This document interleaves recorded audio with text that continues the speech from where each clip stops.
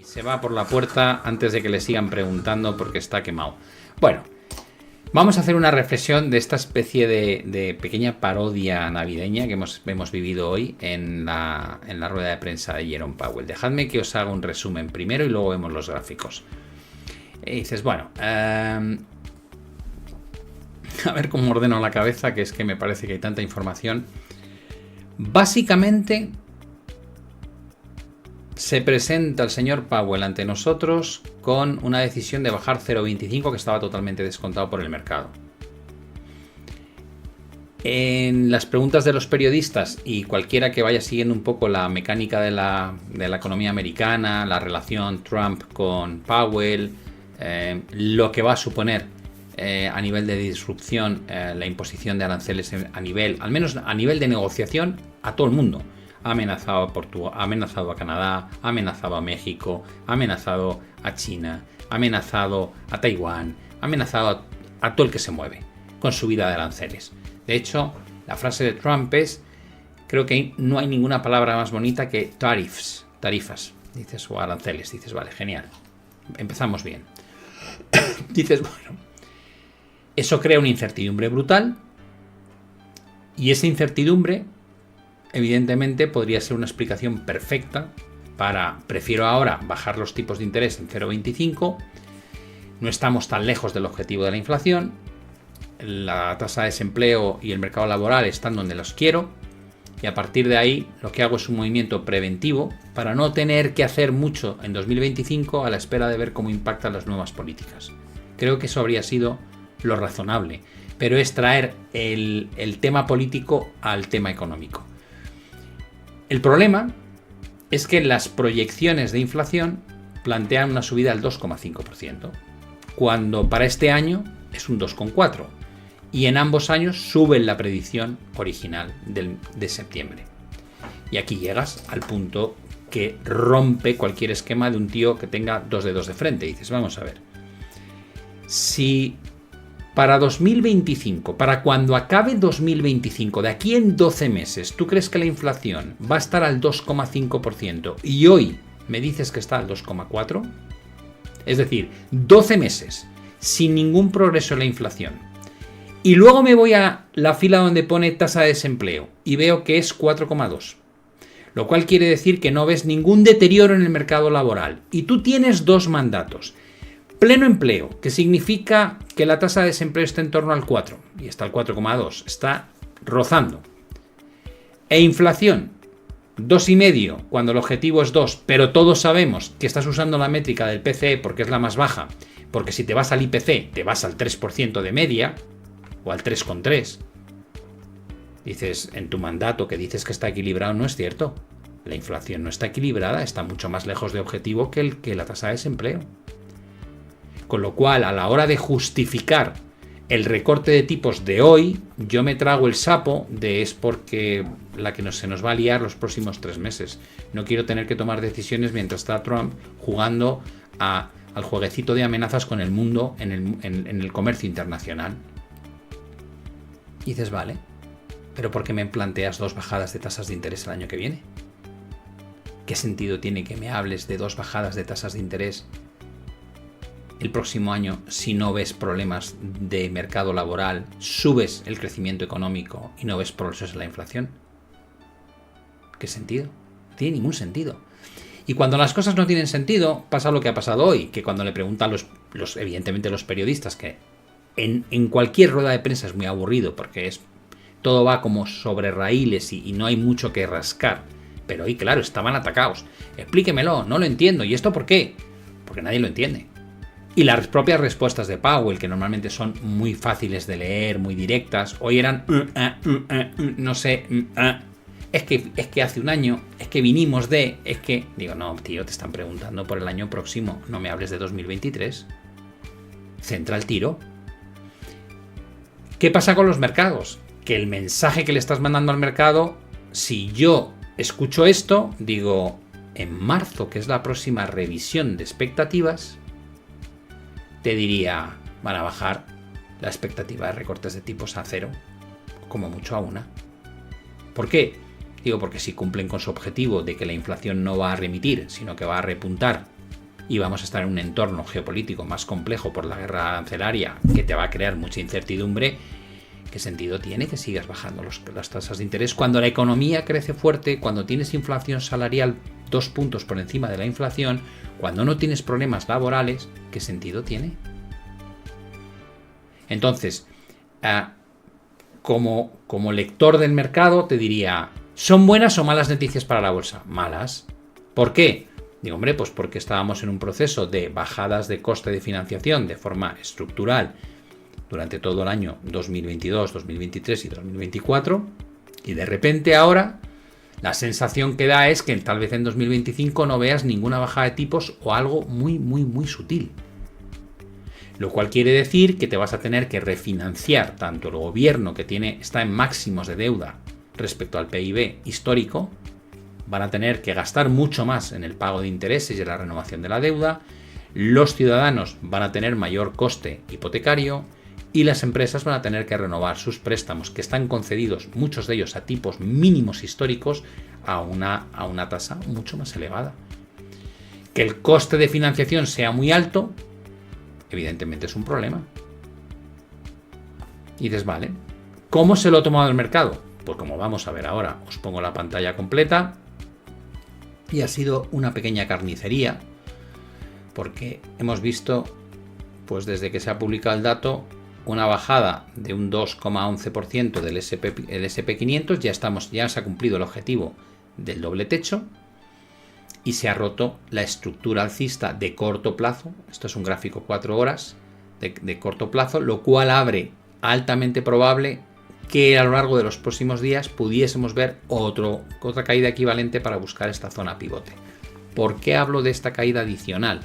Bueno, básicamente porque cuando te vas a un gráfico diario, la sensación que da es que se ha producido la ruptura de esta directriz y que por tanto el proceso correctivo podría ser algo más intenso, y si te vas a indicadores técnicos pues tienes una amalgama, ¿no?, de divergencias bajistas, cortes descendentes. Te vas a un gráfico semanal y vuelves a encontrarte una situación en donde tienes cortes descendentes en términos de estocástico, en zonas de sobrecompra extrema, con una saturación enorme y divergencias múltiples, lo mismo que en RSI. Te vas a un gráfico mensual y vuelves a encontrarte con este panorama. Cortes descendentes, habrá que ver si se confirma a finales de diciembre, y saturación o zonas de sobrecompra extrema, máximos crecientes, máximos decrecientes. Por tanto, una situación muy peligrosa en términos de si las cosas empiezan a acelerarse, el potencial correctivo es muy grande. No quiere decir que vaya a ocurrir sí o sí, pero desde luego la señal que se ha producido hoy no es precisamente algo que favorezca un rally fin de año, sino más bien una corrección algo más extensa hacia la zona de soporte, donde habrá que estar muy atento en torno a los 5.850, 5.900 puntos. Será la zona a vigilar.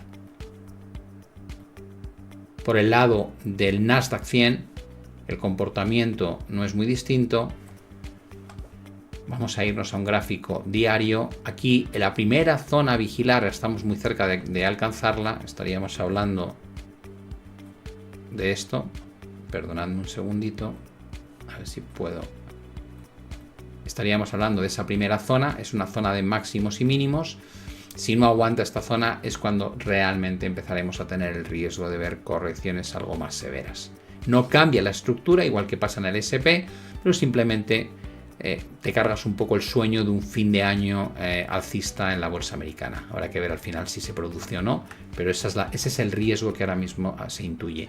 Por el lado del Nasdaq 100, del Russell 2000, que decíamos que era muy importante que aguantase esta zona, a ver cómo cierra la sesión, pero evidentemente hay que estar muy muy pendiente de esta directriz alcista, de esta zona pivote. La podemos ampliar un poco para capturar todos los máximos, pero como digo, atentos a esta zona porque podríamos decir que aquí se ha confirmado un doble techo. Yo no lo daría por roto todavía esta zona pivote, pero si las cosas no se frenan aquí, sino que seguimos cayendo, atentos a ese doble techo formado en los máximos históricos, ruptura de directriz, tendría una lectura bastante fea. Por el lado del comportamiento del dólar, el dólar index ya está empezando a perforar. Ya os digo que cuidado con dar por rotas las cosas en un primer movimiento.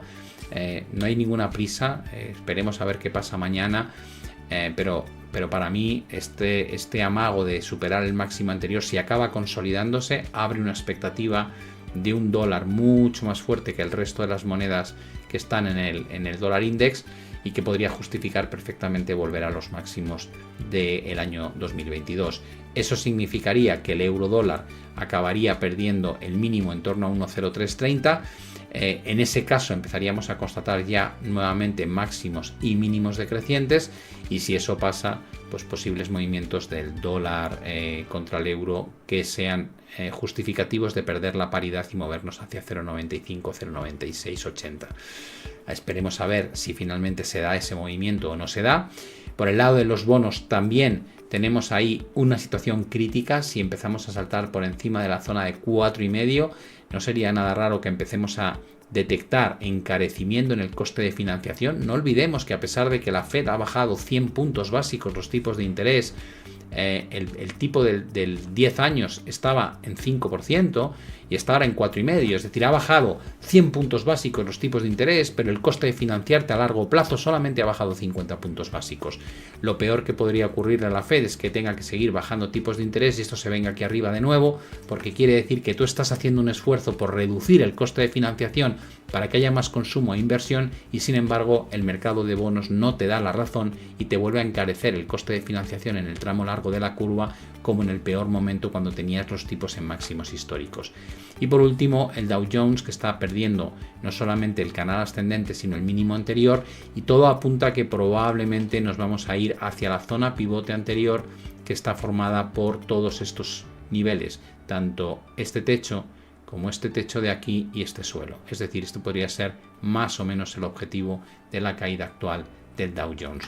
Esto es un resumen rápido. También hemos visto la perforación por parte del oro del área de soporte que mencionaba antes, esta zona de aquí, y eso probablemente lo que nos dice es que el proceso correctivo sigue todavía abierto y que no sería raro que podamos ver en un momento dado rotaciones hacia niveles más bajos del orden de 2.400, que es donde está más o menos el 38,2% de corrección de Fibonacci de todo el proceso alcista que teníamos anteriormente.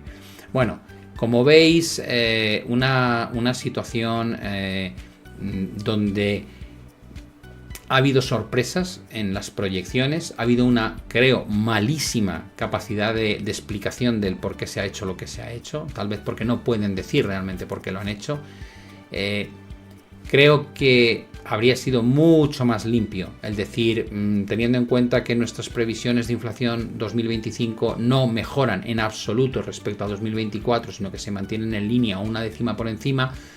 Este movimiento de tasas de interés probablemente acaba con un ciclo continuo de bajadas de tasas que hemos llevado a cabo en 2024, y de cara a 2025 necesitaremos ver otra vez datos de confianza suficiente de que la tendencia de la inflación retorna hacia el 2% si queremos volver a bajar el coste de financiación, o si no, algún empeoramiento por el lado de nuestro otro mandato, que es la tasa de desempleo alejándose del 4%.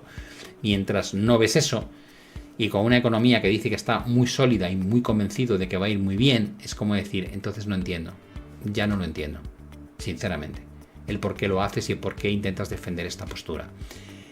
Como os he dicho antes, el mayor problema ahora mismo no es que se detecte un riesgo en la economía americana. En este caso todos los parámetros son buenos, crecimiento es bueno, empleo es bueno, inflación no está desatada, pero el único problema es que desde que ha ganado Donald Trump las elecciones ha habido un quórum brutal en el mercado, da igual con qué gestor de fondos, con qué analista hables. ¿Quién va a hacerlo mejor el año que viene? Estados Unidos. ¿Qué va a hacer la bolsa americana? Subir. ¿Cómo ves la economía con Trump? Muy bien. Todo el mundo opina igual. Cuando todo el mundo opina igual y hemos visto cómo han entrado cantidades ingentes de dinero desde noviembre en la bolsa americana, el riesgo es que haya gente que haya comprado en el último tramo, en el último movimiento de subida, que ahora te pegas el susto con este comunicado de la Fed, donde parece que va a haber menos ayudas monetarias, y de alguna manera pues salte algún stop, se ponga alguien nervioso y eso provoque algún tipo de corrección. No estamos hablando de cambios de tendencia ni muchísimo menos, simplemente estamos hablando de posibles movimientos que podría tener el mercado de aquí al día 31. Lo normal es que sea al alza, pero creo que lo que ha ocurrido hoy es un pequeño jarro de agua fría para esa expectativa de subidas adicionales en la última semana y media del año. Espero que os haya ayudado, que os haya servido.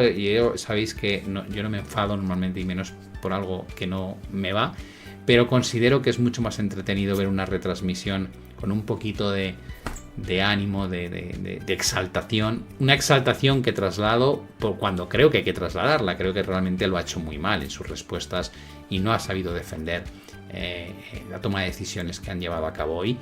Pero como siempre digo, os tengo casi 2 horas sin veros la cara, no es sencillo. Y bueno, siempre me dice la gente, me encanta cuando te cabreas, qué bonito cuando tal. Digo, bueno, pues mira, espero que lo hayáis disfrutado hoy. Aprovecho, por supuesto, para felicitaros a todos las fiestas. Esta semana acaban las reuniones de los bancos centrales, Banco de Inglaterra, creo que, si no recuerdo mal, es mañana, Banco de Japón esta madrugada. Ya no va a haber mucho más desde el punto de vista macro relevante de aquí al día 31. Luego tendremos muchísima información que debatir y que analizar con las políticas de Trump a partir del 20 de enero. Pero como hoy era el último evento, espero que lo hayáis disfrutado, que os haya aportado información valiosa y bueno, disfrutad muchísimo las fiestas, que os vaya muy bien con las inversiones y nos vemos ya en la próxima emisión. Un saludo y hasta la vista.